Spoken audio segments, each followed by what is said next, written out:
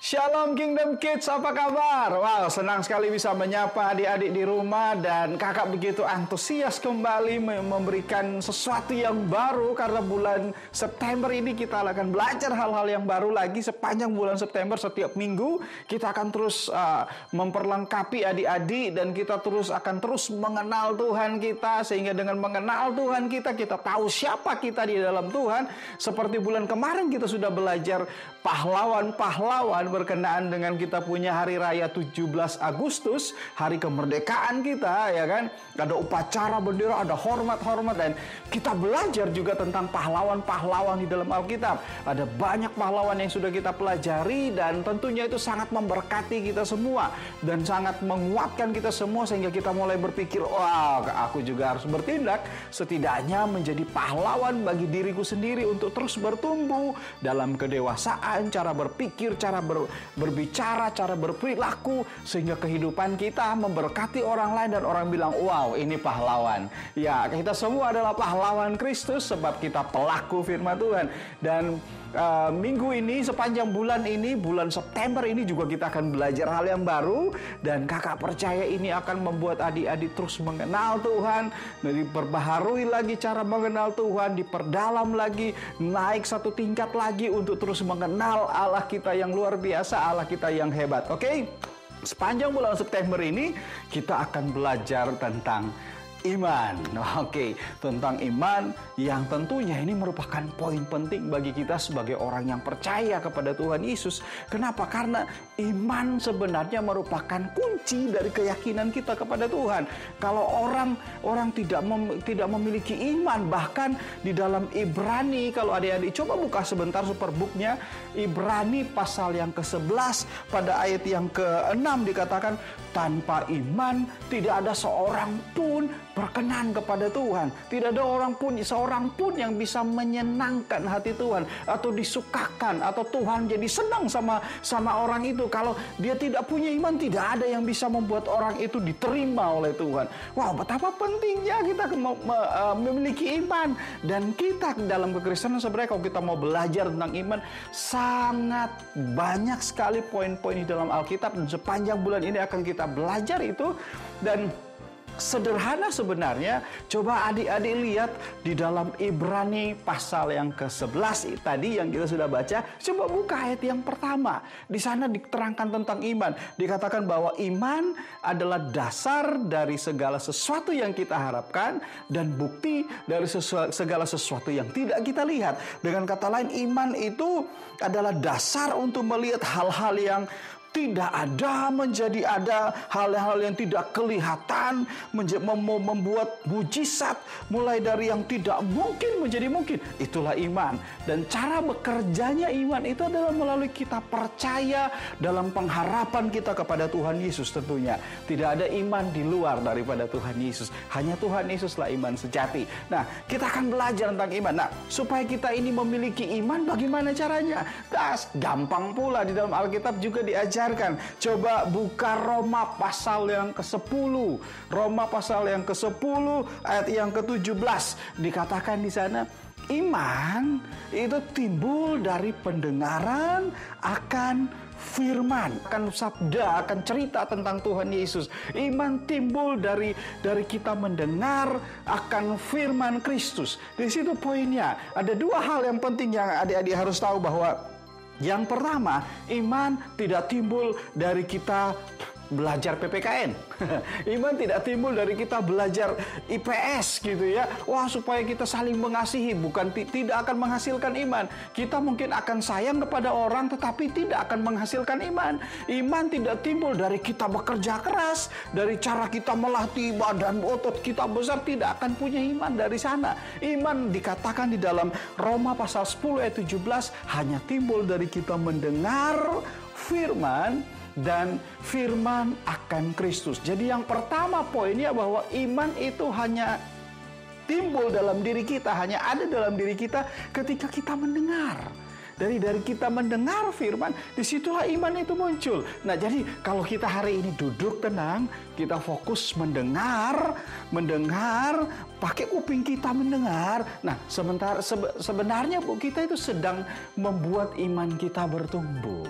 Iman kita menjadi kuat. Nah, yang pertama mendengar. Yang kedua, apa yang kita dengar? Apakah kita mendengar khotbah? Apakah kita mendengar cerita lucu? Atau kita mendengar cerita-cerita dari teman-teman? Atau cerita-cerita kebaikan orang? Apa yang kita dengar? Kembali lagi di dalam Roma pasal 10 ayat 17 dikatakan dari pendengaran akan firman Kristus. Akan firman Kristus. Kalau dia pakai kata firman, artinya Tuhan Yesus. Karena Tuhan Yesus dalam Yohanes pasal 1 dikatakan bahwa dia dulu adalah firman dan dia telah menjadi manusia. Kalau ada yang dibaca di Yohanes pasal 1, firman yang telah menjadi manusia. Jadi firman inilah yang kita harus dengar. Jadi pada saat kita mendengar firman atau cerita tentang Yesus, maka iman kita timbul, keyakinan kita timbul, kayak kepercayaan timbul, pengharapan kita timbul. Pada saat kita yakin, kemudian kita melakukan sesuatu, maka segala yang tidak mungkin menjadi mungkin. Itu bukti iman. Nah, kakak mau cerita sebentar. Beberapa tahun yang lalu, tepatnya 2018, kakak pulang ke kampung di Manado dan di sana kita punya acara keluarga. Kakak ketemu dengan ponaan kakak pada waktu itu masih umur 5 tahun. Namanya kalau kita di sana dipanggil Kuko. Kuko itu kalau orang Jawa itu disebut Mbak gitu ya. Karena kita suku Sanger maka disebut Kuko itu ya, dipanggil Kuko, Kuko, Kuko ya, itu nama sayang-sayang buat dia. Suatu kali kita mau ada acara keluarga dan undangan sudah datang, kemudian hujan deras.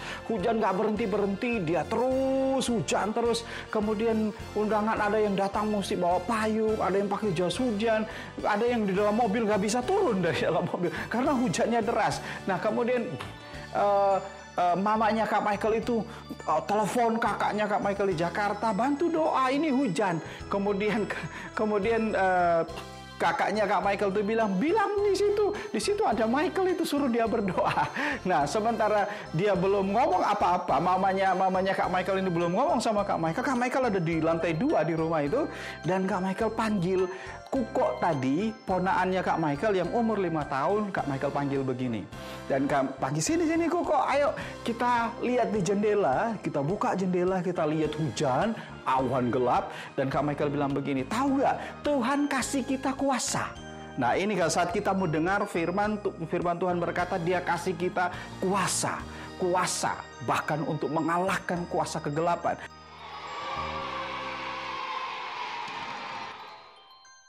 Waktu Kak Michael bilang begitu, Tuhan kasih kita kuasa, bahkan untuk memberhentikan hujan juga bisa. Dan kemudian Kak Michael bilang, ayo kita doain sama-sama dan kita lihat. Kemudian Kak Michael dengan Kuko tadi, namanya Mikli sebenarnya.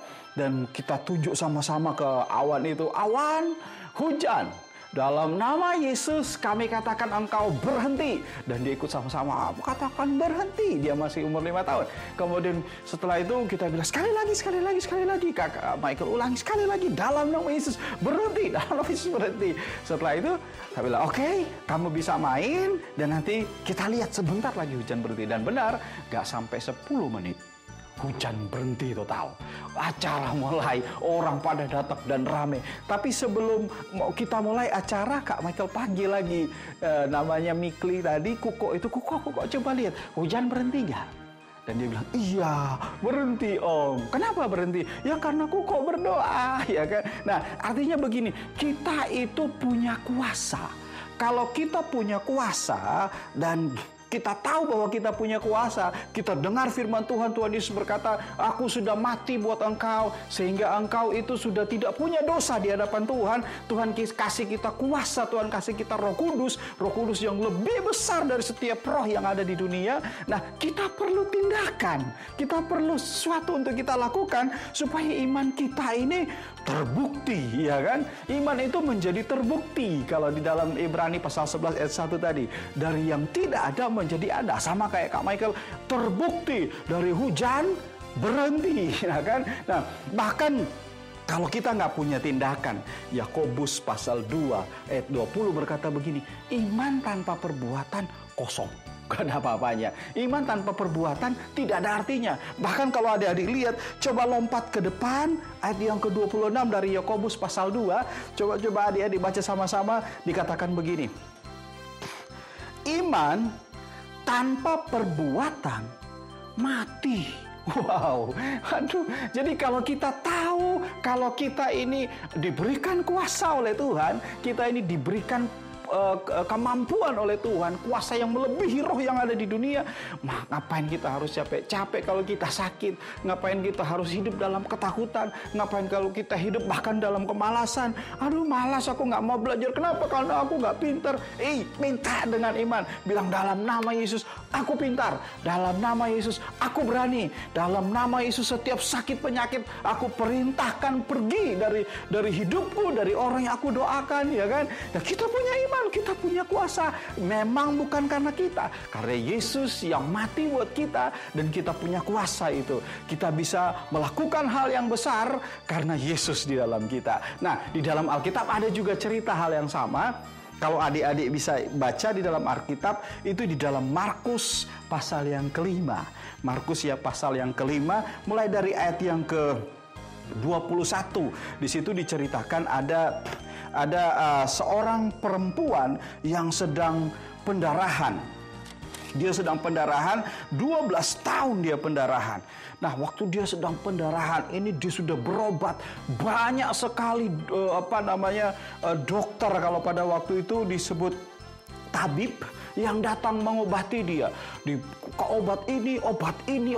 Mungkin kalau sekarang dia harus ke sinse gitu ya, ke dokter ahli penyakit dalam, ahli penyakit kulit, ahli dan segala macam. Dia tetap sakit, dan bukan makin lama makin baik, tapi makin lama makin buruk, makin lama makin susah. Akhirnya Alkitab berkata bahwa dia sudah menghabiskan semua kekayaannya.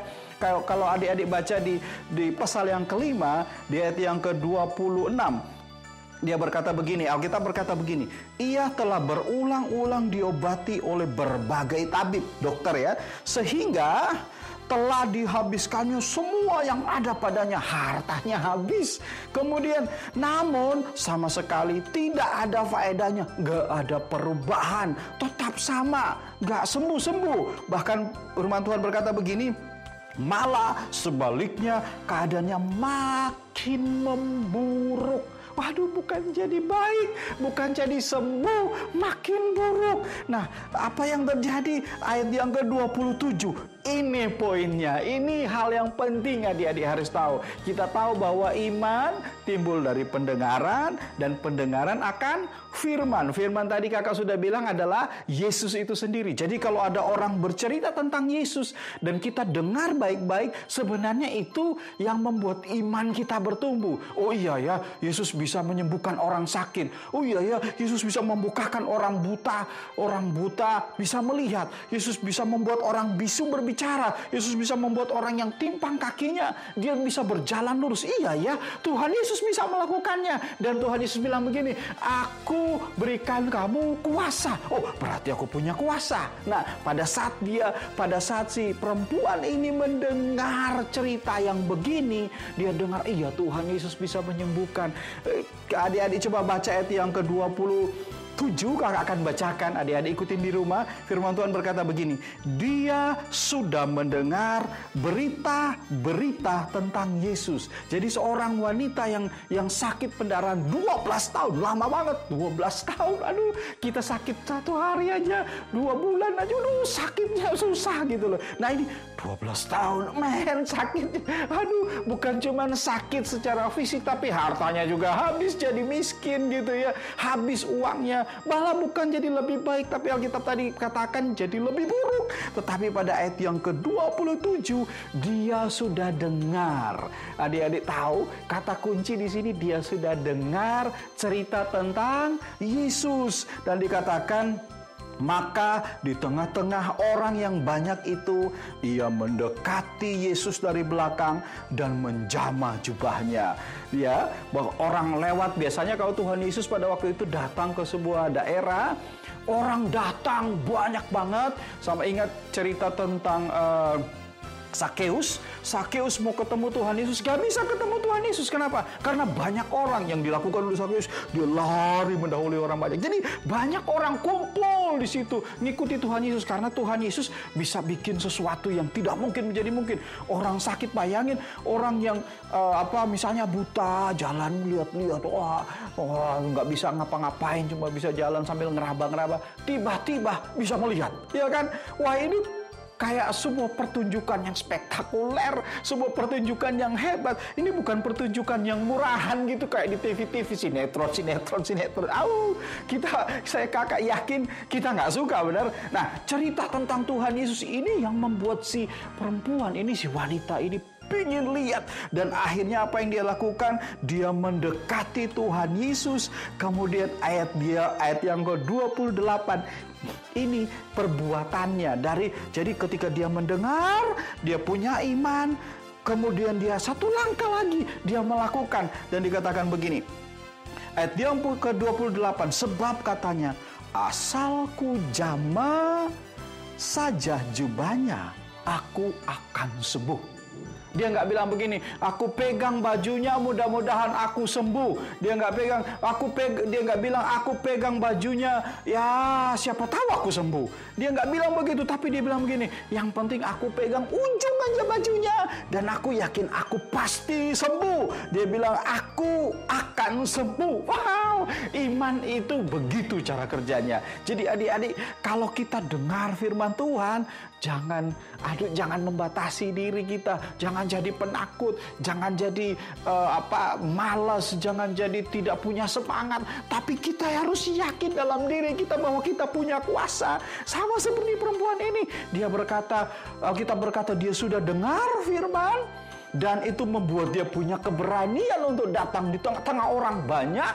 Itu bahaya loh adik-adik, kalau sampai dia ketahuan dia datang di situ, karena pada waktu itu sakit seperti perempuan ini, seperti wanita ini, nggak boleh ngumpul sama orang banyak. Mereka akan bilang najis, jorok, nggak boleh. Dan apa yang mereka lakukan, mereka akan ambil batu dan lempar batu sama-sama. Mereka berharap itu biar mati aja, karena nggak boleh kumpul sama kita. Nah, jadi ini yang terjadi pada waktu itu. Perempuan ini ambil resiko yang besar sebenarnya, tapi ketika dia bilang, dia maju dan dia berkata, asal ku jamah saja, maka akan aku sembuh. Dan itu yang terjadi. Dia pegang baju Tuhan Yesus. Begitu pegang baju Tuhan Yesus, dan ayat 29 dikatakan begini, seketika itu juga, nggak tunggu 1 menit, nggak tunggu 2 menit, Alkitab berkata saat itu juga, seketika itu juga, ayat 29, berhentilah pendarahannya, selesai dia punya sakit. Gak ada yang bisa menahan kuasa Tuhan. Amin. Kalau kita punya iman yang kita timbul dari kita mendengar firman Tuhan, kemudian kita punya tindakan, seketika itu juga pekerjaan Tuhan, mujizat Tuhan dinyatakan. Ini yang terjadi. Nah, adik-adik kakak mau dorong semua. Kita yang ada di rumah, hari-hari ini sulit kadang-kadang kita berpikir, Tuhan, aku gak punya kesempatan untuk pergi, Tuhan, aku takut begini-begini dan segala macam. Kalau adik-adik punya iman, dengar firman Tuhan, seketika itu juga ketika kita bertindak, seketika itu juga, saat itu, gak tunggu waktu, gak tunggu lama-lama, Tuhan bekerja dalam diri kita. Bahkan adik-adik tahu kalau kita membaca terus ceritanya, Tuhan Yesus itu nggak tahu kalau ada kuasa keluar dari bajunya. Dia tahu akhirnya, tetapi maksudnya begini, dia keluar kuasanya itu tanpa izin dia. Dia nggak, kalau orang lain kan dia harus matanya dipegang, baru bisa melihat, lidahnya dipegang, baru bisa bisa berbicara, atau kakinya didoain, dipegang sama Tuhan Yesus, baru orang itu bisa berjalan. Bahkan orang mati, dia pegang tangannya, hidup gitu ya, itu Tuhan Yesus. Nah, tapi di perempuan ini ceritanya, dia sementara jalan. dia nggak pegang tuh perempuan. Bahkan itu perempuan itu diem-diem. Kayak orang nyolong dia, yang penting ku pegang. Begitu dia pegang ujung baju Tuhan Yesus merasa ada sesuatu yang hubungannya langsung ke surga, langsung terhubung ke surga, dan mujizat terjadi saat itu. Kuasa Tuhan dinyatakan. Bahkan Yesus pun nggak sadar, dia pun nggak tahu, dan tiba-tiba dia hanya sadar, ada sesuatu, ada kuasa keluar dari diriku. Kalau iman bekerja, tidak ada yang dapat menahannya. Sebab itu hubungan kita dengan Tuhan secara pribadi. Siapa yang bisa nahan? Siapa yang bisa menahan kuasa Tuhan dalam diri kita? Nah, adik-adik, hari-hari ini kita punya waktu yang sulit, kita punya waktu yang berat di rumah, dimanapun kita berada. Kalau kita mulai bosan, bilang, Tuhan Yesus, aku tahu bahwa aku punya iman di dalam Engkau. Aku baca firman Tuhan bahwa Roh Kudus adalah penghiburku. Aku minta saat ini, hibur aku Tuhan, dalam nama Yesus. Kakak percaya, penghiburan dari Tuhan Yesus akan datang di adik-adik semua. Amin. Nah, hari-hari ini apapun masalah yang kita hadapi, ingat kita punya pengharapan yang pasti di dalam Tuhan. Segala sesuatu yang tidak mungkin menjadi mungkin sebab kita punya dasar yang benar, yaitu iman kita di dalam Tuhan. Oke? Nah, ini yang kakak bisa bagikan kepada adik-adik di rumah. Kakak percaya bahwa kita akan terus mengenal Tuhan. Ketika kita mengenal Tuhan, kita tahu siapa kita di dalam Tuhan, dan kita punya keyakinan di dalam Tuhan. Sebab di dalam Tuhan kita punya pengharapan, kita punya kekuatan, kita punya penghiburan, kita punya segala sesuatu. Bahkan firman Tuhan berkata, segala berkat rohani di dalam surga sudah diberikan bagi kita di dalam Yesus. Oke? Terima kasih adik-adik yang sudah punya waktu mendengar. Kakak percaya bahwa kakak akan mendengar banyak kesaksian dari adik-adik tentang bagaimana kita praktek iman. Sebab kakak tahu bahwa Kingdom Kids adalah pelaku firman Tuhan. Amin. Oke, sampai di sini kakak bagikan kepada adik-adik, dan semari kita mau berdoa, dan kakak mau ajak kita tutup mata sebentar. Kita mau berdoa bersama-sama. Tuhan Yesus, kami bersyukur sebab kami belajar hal yang penting hari ini. Kami belajar iman, dan bahkan sepanjang bulan ini kami akan belajar hal yang penting ini bagi kami. Kami berdoa biar kami bukan hanya tahu, bukan hanya kami mengerti dengan pikiran kami, tetapi iman yang masuk di dalam hidup kami melalui kami mendengar cerita tentang Yesus, itu dapat kami aplikasikan, kami lakukan dalam hidup kami sehari-hari, dan kami bisa melihat mujizat sebab Tuhan kami, Tuhan atas mujizat. Berkati anak-anak Kingdom Kids yang selama ini mereka di rumah. Tuhan memberikan mereka damai sejahtera, perlindungan-Mu. Tuhan memberkati keluar mereka, masuk mereka. Tuhan memberkati selama mereka belajar di rumah. Tuhan berikan mereka hikmat-Mu, dan perlindungan Tuhan menyertai bukan hanya mereka, tetapi orang-orang yang mereka kasihi, orang-orang di sekitar mereka. Terima kasih Bapak. Hamba memberkati anak-anak Kingdom Kids ini di dalam nama Tuhan Yesus Kristus. Terima kasih Tuhan Yesus. Sama-sama kita katakan amin. Puji Tuhan. Sampai ketemu minggu depan. Kita akan belajar lagi iman. Sekali lagi kita mengenal Tuhan, dan kita mengenal siapa kita dalam Tuhan. Oke? Kingdom Kids, yes I am. Tuhan Yesus memberkati. Dadah.